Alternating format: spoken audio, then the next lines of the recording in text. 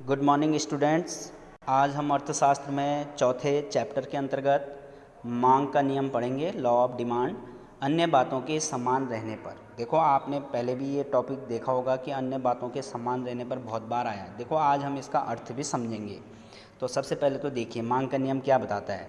अन्य बातों के समान रहने पर, अदर थिंग बीइंग इक्वल, जब किसी वस्तु की कीमत में वृद्धि होने पर उसकी मांग में कमी हो जाती है तथा इसके विपरीत कीमत में कमी होने पर वस्तु की मांग में वृद्धि हो जाती है। ठीक है, यानी कि विपरीत संबंध है यहाँ पे मात्रा और कीमत में। ठीक है ना, यानी कि जब किसी वस्तु की कीमत बढ़ती है तो उसकी मात्रा कम हो जाती है, और जब किसी वस्तु की कीमत कम हो जाती है तो उसकी मात्रा बढ़ जाती है। ये कहने का अब यहाँ पे है अन्य बातें समान रहने का अर्थ, या इस वाक्य का अर्थ अथवा मांग के नियम की मान्यताएं। तो यहाँ पे देखिए अन्य बातें समान रहें, इसका अर्थ भी हम आज यहाँ पे समझेंगे। और मांग का नियम की मान्यताएं मतलब कब कब मांग का नियम लागू होता है। तो सबसे पहले है मांग के नियम की क्रियाशीलता कुछ मान्यताओं पर आधारित है। यानी कि स्टूडेंट्स यहाँ पे ध्यान रखना है, अगर ये चीज़ें लागू होंगी तभी मांग का नियम लागू होगा। जो ये मैंने 5 मान्यताएं लिखा रखी हैं आपको। सबसे पहले मान्यताएं हैं उपभोक्ता की आय में कोई परिवर्तन नहीं होगा। ध्यान रखना है यहाँ पे, यानी कि उपभोक्ता की आय में कोई भी अंतर नहीं होना चाहिए। इसके बाद है उपभोक्ता की रुचि, स्वभाव, पसंद आदि में कोई परिवर्तन नहीं होना चाहिए। देखो उपभोक्ता की रुचि में भी परिवर्तन ना हो, उसका स्वभाव जैसे पहले था वैसे ही रहे, पसंद आदि में कोई परिवर्तन। अगर देखो अगर किसी की रुचि फैशन पसंद में अगर थोड़ा सा भी परिवर्तन हो गया ना, मांग का नियम लागू नहीं होगा। संबंधित वस्तुओं की कीमतों में कोई परिवर्तन नहीं होना चाहिए। देखो संबंधित वस्तुएं, जैसे कि आपको मैंने स्थानापन्न वस्तुओं का एग्जाम्पल दिया था। पहले हमने कहा था स्थानापन्न वस्तुओं में, आपने कहा था ना कि आपने सुना भी था कि चीनी और गुड़ को लिया था। हमने कहा चीनी की कीमत बढ़ेगी तो गुड़ की कीमत में कोई परिवर्तन नहीं होना चाहिए, अपरिवर्तित रहेगी। ठीक है, तो वही बात है यहाँ पे, उसमें कोई परिवर्तन नहीं होना चाहिए जो संबंधित वस्तुएं होंगी।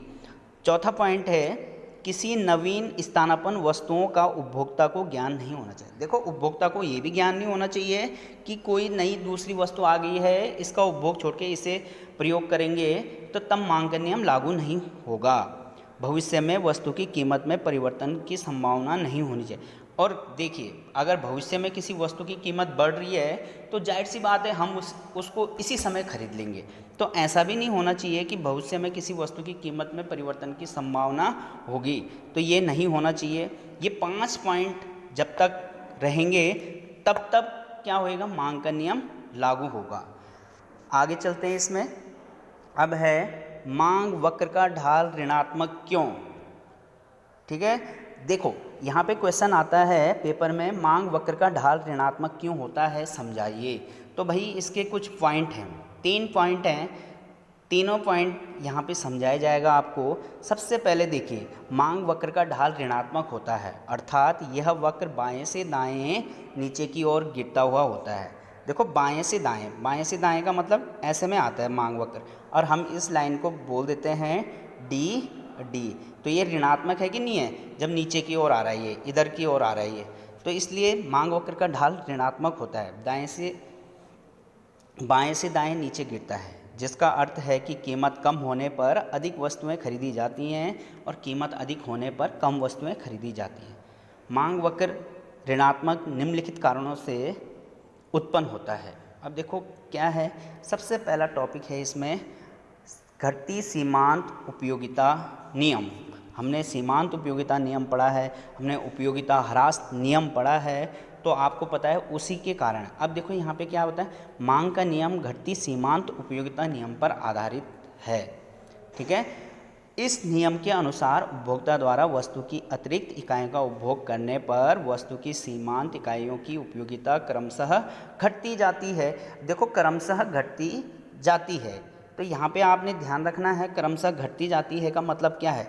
देखो जैसे जैसे हम क्या करते हैं, किसी भी वस्तु का उपभोग करते हैं, देखो वो वस्तु हमारे पास बहुत समय तक है, तो धीरे धीरे क्या होता है, उस वस्तु से हमारा लगाव कम हो जाता है, यानी कि उसकी जो उपयोगिता होती है ना, हमें धीरे धीरे क्या होती है, कम होती है। जाहिर सी बात है, आप स्कूल में पढ़ते हो, हर साल आप क्या करते हो, एक नया बैग लेते हो। पुराना बैग जब आपको दिया जाता है तो आप बोलते हो ये बैग नहीं चाहिए मम्मी हमें, बोलते हो ना, तो ये नहीं चाहिए तो आप नया लेते हो। वही है कि इसमें क्या होती है, जो उपयोगिता मिलती है वो घटती हुई मिलती है।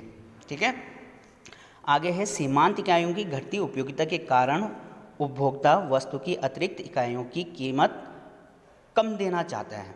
अब देखो वो क्या करता है, जैसे ही उसको किसी वस्तु से कम उपयोगिता मिलती है तो वो उसकी कीमत भी क्या करता है, कम ही देना चाहता है, वो ज़्यादा कीमत नहीं देना चाहता है। दूसरे शब्दों में कम उपभोग के कारण ऊंची उपयोगिता उपभोक्ता को वस्तु की ऊंची कीमत देने को प्रेरित करता है। अब देखो, जो वस्तु हमें अच्छी लगती है, चाहे वो 100 रुपये की है, चाहे वो 2000 की ही क्यों ना हो, हम उसके लिए वो कीमत देने के लिए तैयार हो जाते हैं। अर्थात ऊंची कीमत पर कम मात्रा क्रय की जाती है, कम मात्रा तो क्रय की जाएगी, ठीक है ना। यही मांग का नियम है। अब मांग का नियम देखो, हमने इससे ऊपर पढ़ा कि क्या होता है, जैसी किसी वस्तु की कीमत क्या होती है, ऊंची होती है तो हम उसकी कम मात्रा खरीदते हैं, और जैसी किसी वस्तु की कीमत कम होती है तो उसकी क्या करते हैं, हम अधिक मात्रा खरीदते हैं, जिसमें कीमत और मांगी गई मात्रा में विपरीत संबंध होता है। देखो मैंने आपको नीचे बता रखा है, यहाँ पे साइन है, यहाँ पे मांग का नियम भी है। अब मांग के नियम और घटती सीमांत उपयोगिता जो हमने ऊपर पढ़ा है, ये इसके बीच में यहाँ पे समझिए। देखो इधर लिखा है हमने वस्तु की अधिक इकाइयों का क्रय, ये है वस्तु की अधिक इकाइयों का क्रय। और यहाँ पे देखो इस साइड ये एरो आ रहा है, यहाँ पे इस साइड को ये एरो लगा रखा है हमने, यहाँ पे एक घटती सीमांत उपयोगिता। देखो जब वस्तु की क्या होगी, यहाँ पे जब वस्तु की क्या होगी, अधिक इकाइयों का क्रय किया जाएगा तो जाहिर सी बात है कीमत कम होगी। कीमत क्या होगी, कम होगी। इसके सामने ही क्या होता है, जब किसी वस्तु की अधिक इकाइयाँ खरीदी जाती हैं और कीमत कम होती है तो ये मांग का नियम कहलाता है। और यहाँ पे देखिए, जैसी अब घटती सीमांत उपयोगिता नियम कैसे लागू हो रहा है, यहाँ पे वस्तु की अधिक इकाइयों का क्रय, घटती सीमांत उपयोगिता। ठीक है, तो यानी कि जैसे हम किसी वस्तु को अधिक से अधिक प्रयोग करते हैं, क्रय करते हैं, तो उससे जो उपयोगिता मिलती है वो घटती हुई सीमांत उपयोगिता कहलाती है। ठीक, और घटती हुई सीमांत उपयोगिता जब उत्पन्न हो जाती है तब कोई भी उपभोक्ता उसकी कम कीमत देगा।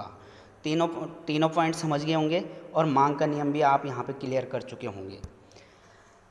आगे चलते हैं, इसी का एक अपोजिट है। यहाँ पे देखिए, सबसे पहले है वस्तु की क्रय। इसी प्रकार वस्तु की क्रय इकाइयों, वस्तु की कम इकाइयों का क्रय, वस्तु की कम इकाइयों का क्रय। और क्या होता है, कम इकाइयाँ कब खरीदते हैं हम किसी भी वस्तु की, जब वो अधिक महंगी होती है, यानी कि ऊंची कीमत होती है। जब वस्तु की कम इकाइयाँ खरीदी जाती हैं तो ऊंची सीमांत उपयोगिता मिलती है। ऊंची सीमांत उपयोगिता मिलेगी कि नहीं मिलेगी।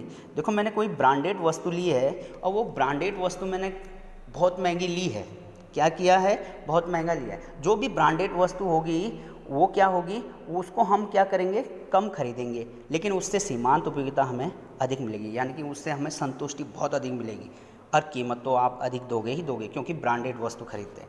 अब मांग का नियम कैसे लागू होता है यहाँ पे, जब क्या करते हैं हम किसी वस्तु की कम इकाइयों को खरीदते हैं तो ऊंची कीमत होती है। तो कम इकाइयाँ यानी कि जब किसी वस्तु की कीमत क्या होती है, ऊंची होती है, तो हम उसकी कम इकाइयाँ खरीदते हैं, यह हम मांग का नियम कहलाता है। हो गए दोनों टॉपिक क्लियर, ठीक है। अब इसमें इतना ही, आगे के लिए दूसरी वीडियो में आपको बताया जाएगा।